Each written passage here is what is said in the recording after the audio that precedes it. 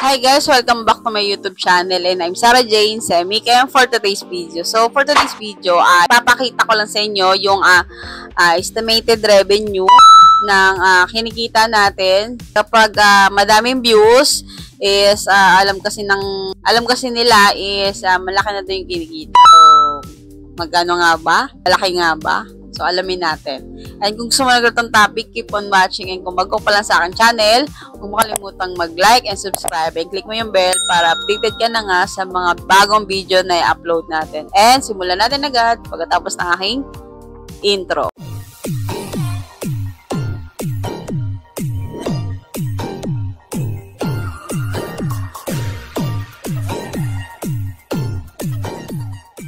So, ayun nga. Sa mga nagtatanong kung yung views is madami at malaki ba yung kinikita nun. So, i-example ko sa inyo yung malaking views at madaming views dito sa ating YouTube channel. So, ipapakita ko sa inyo yung revenue nun sa loob ng sa nag-start ako nag-upload ng maraming views ko since ngayon. Yeah, so, ipapakita ko sa inyo yung estimated revenue nun. Dahil, malaki daw yung kinikita daw kapag madami daw yung views. So, ano nga ba? Alamin natin. Dahil marites ka at napanood mo to, yan, papakita ko sa inyo yung estimated revenue ng kinita natin dito sa YouTube. Ayan, so, nandito tayo sa ating video analytics. So, itong video ko na to is, yung views niya is 87.4K views. So, yan. Kung makikita nyo naman agad, yung revenue niyan is 6,283 lang. Diba? Yung views niya is 87,000. Pero yung kinita ko dito sa video na ito is 6,000 lang. So, diba? So, yung sinasabi nyo na kapag madami yung views is malaki na rin yung kita. So, ano yun? Isa prank yun. Kasi, kapag dito sa YouTube and kahit saan naman, kahit sa Facebook, kapag madaming kapag madaming views is hindi natin dapat i-consider na malaki yung kinikita din nun. Kasi, isa prank lang yun. Dahil kung makikita nyo dito, 87.4K views, pero yung estimated revenue ko is 6,000 lang. So, ito, may papakita pa ako sa inyong sample. Itong video ko na ito is, yung views niya is 114K views. So, ang kinita is 4,478.41 lang.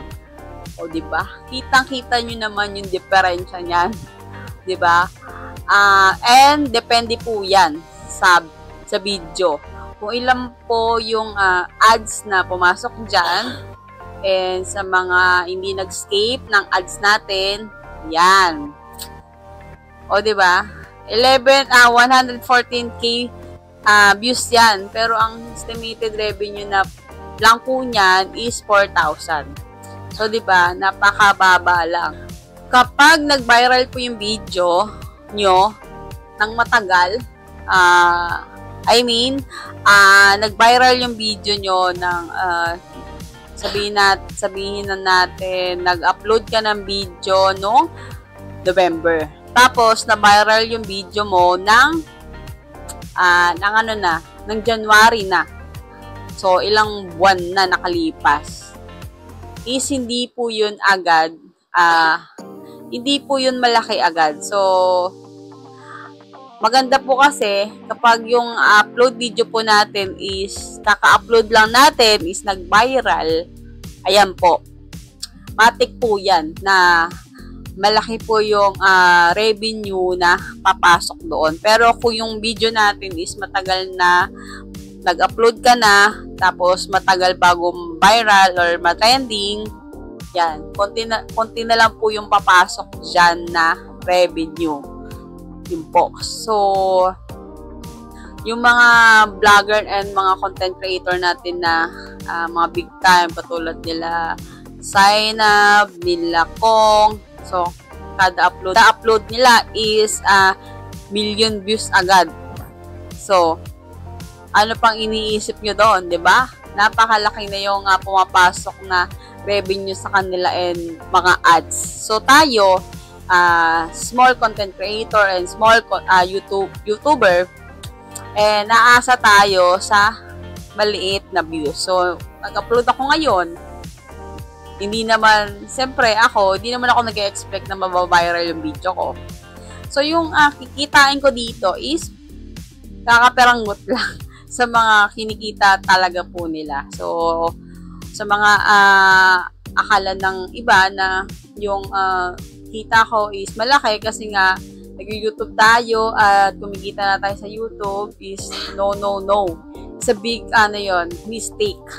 Dahil depende po yan talaga kay YouTube at sa mga video na ina-upload natin kapag nag-viral po agad. So, kita nyo po dito, yung 114k views ko is 4,000 lang po yung kinita niyang revenues. Ano na yan sa loob ng nag-start akong i-upload kong video na to. Diba? Napakaliit. Dahil, siyempre, small content creator lang naman tayo. Kaya, magtiyaga tayo sa mga ganyang revenue. So, balang araw, sana matulad tayo sa mga content creator na kada upload is nagba-viral agad. So, I wish. Ayan. And that's all for today's video. Ayan, nasagot ko yung mga katanungan nyo at in-explain ko ng mabuti dito sa ating content. At nandito ka dahil marites ka. Charot. Ayan. And kung may iba kayong tanong about sa YouTube and sa mga anything na tutorial, mag-comment ka lang sa baba. And kung nagustuhan mo itong video natin ngayon, pwede mo itong i-share sa mga kakilala mo na gusto rin mag-YouTube. Ayan. And once again, huwag mo kalimutang mag-like and subscribe and click mo yung bell para updated ka na nga sa mga video na i-upload natin. And kita-kits on next video. Bye!